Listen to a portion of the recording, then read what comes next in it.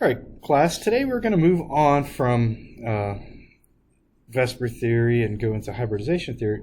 Before that, though, I want to do a little review of the Vesper theory. We're going to do another little problem together just to make sure you have a good understanding of it. Yesterday we finished with making carbon dioxide, drawing its Lewis structure. The type of molecule was an AB2, that is a central atom, 1, 2 surrounding atoms, no electron pairs, giving you a linear shape. All right, so let's go ahead and do that with now a polyatomic ion, ClO3. This is your typical chlorate ion. It's got a -1 charge. Let's draw the Lewis structure for it. Chlorine is going to be the more electronegative. Let's go ahead and make this go. Let's go ahead and write the electron dot diagram for it. It is 7 electrons for chlorine. Oxygen is going to have 6, and there is 3 of them all together. So when we add them together, we're going to get 7 electrons for the chlorine and 18 valence electrons for the oxygen, 25 electrons altogether. So we have that. I was saying before, chlorine is going to be your central atom, and then you're going to have the oxygen surrounding it. Make everything follow the octet rule, which we will here. Put 8 electrons around the chlorine and 8 around each oxygen. So you have 8 electrons around the oxygen. Let's go ahead and see how many total electrons we use. 26. So 26 electrons altogether when we count them all up. So we have 1 extra. Now notice the negative charge here. We want 1 extra because it is a negatively charged ion. So we're good. We can draw our Lewis structure. Put the dashes in for where the shared electrons are. Keep all the lone pairs. And we're going to notice this is an A. 1 central atom, 1, 2, 3 surrounding atoms, AB3, and it's got an electron pair here. So it's going to be an A, B3E. What is an AB3E? That is when the electron pair is going to push down on it, giving you a trigonal pyramidal shape. So it'll look like this. The atoms will go more down towards away from where the lone pair of electrons are. All right, so that was a little review of what we talked about in yesterday's lesson.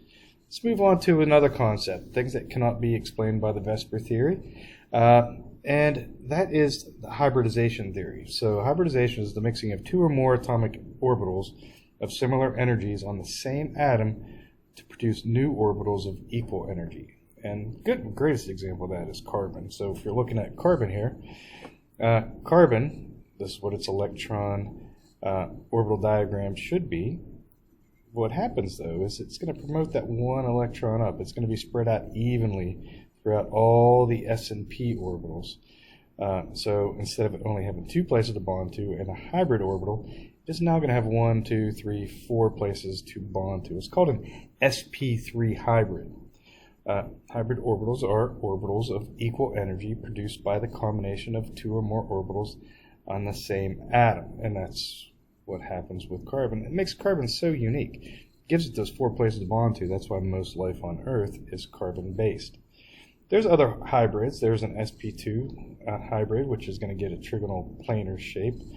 sp3 is going to give you a linear shape. By the way, the sp is going to be linear.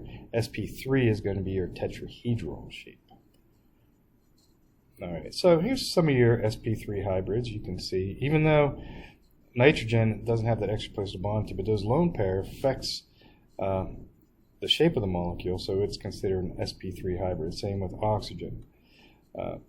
Now, if you go to the sp2 hybrid, what happens there? You have 1, 2, 3 electrons that are split out over the 4 possible orbitals, giving you 3 places to bond to in an empty orbital. Kind of helps explain why boron has 3 places to bond to, and it's actually happy, only having 6 electrons in the end in its outer shell. sp hybrid, here's your beryllium. It will actually spread out the 2 electrons over the 4 orbitals, and what you'll end up with is 1 in the s orbital, 1 in the p orbital, giving you an sp hybrid. Because of the 2 empty orbitals, it's still going to end up with a linear shape. All right, so that is the hybridization theory. Now we're going to get into intermolecular forces, forces of attraction between molecules. It's very important into how strongly held together things, molecules are, ionic compounds are. boiling point is the best measure of intermolecular forces. Once they can break away from each other, they can boil, or they can melt when they break away from each other. But boiling point's the best. The higher the boiling point, the stronger the intermolecular force. You can see weakest intermolecular forces are your nonpolar, extremely low boiling points. These are all gases at room temperature. Polar covalent get a little bit stronger, but they're still pretty weak. Even though you have that partial positive negative charge, still pretty weak. Ionic compounds, you got that strong positive, strong negative, full on positive, full on negative. Stronger intermolecular forces creating that crystal lattice, and you got high boiling points.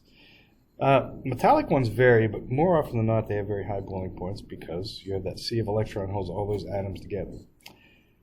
Alright, so just some of the substances that are by boiling point. You can see your covalent or your ionic ones right here, very high boiling points. Here's your covalent ones, either gases or liquids at room temperature. You get a couple solids, but still very low boiling points. All right, molecular polarity and dipole forces. Dipole forces, what happens is they are created by equal but opposite charges that are separated by a short distance. So hydrogen has a little lower electronegativity than chlorine. It's a polar bond, but it doesn't full on give its electron away, creating a partial positive and a partial negative charge. Chlorine, because it's more electronegative, has more control of the electrons, creating that partial negative charge. Hydrogen, on the other hand, loses a little bit of control, partial positive. So one end of the atom is more negative, one end of the compound is more negative, one end is more positive, and that is what actually holds them together. That is their intermolecular force, dipole-dipole force. It's the force of attraction between polar molecules, and you can see what holds the hydrogen chloride together. All right, molecular polarity and dipole-dipole forces really comes down to not just the bonds, but also the shape.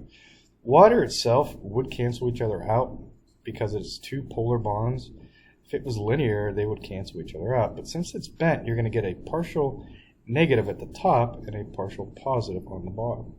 Ammonia the same way. It has all polar bonds, but it's polar because they're all pulling in an upward direction, creating a partial negative up here, partial positive down here. Now, carbon tetrachloride is one that has 4 polar bonds, but it's a nonpolar molecule. Why? Because they're canceling each other out. They're equal poles in opposite directions, canceling each other out, creating a nonpolar molecule. All right, carbon dioxide is the same thing. It's a gas at room temperature. Dry ice is, when it's in a solid form, very cold. It is actually nonpolar because you have 2 polar bonds pulling away from each other, canceling each other out, creating a nonpolar molecule. So you can see the shape of the molecule also plays a role in its polarity. See, here's some examples. These are your nonpolar ones, low boiling points. Once you start getting into the polar ones, it actually raises the boiling points a little bit.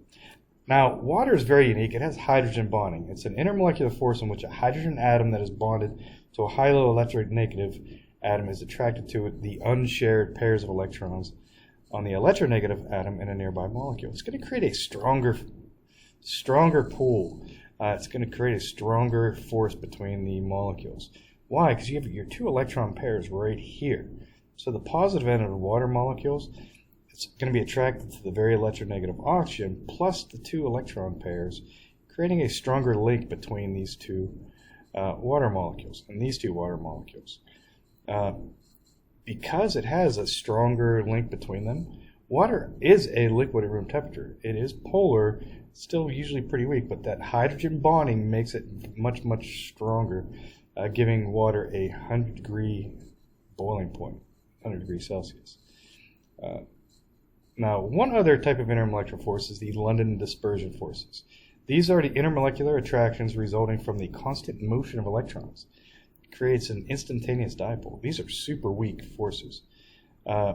So they're the only intermolecular forces for things like noble gases and nonpolar molecules. You can get them to push together, and you can get them sometimes to be maybe a liquid, but they're very weak forces just between nonpolar molecules and things like noble gases that can hold those together.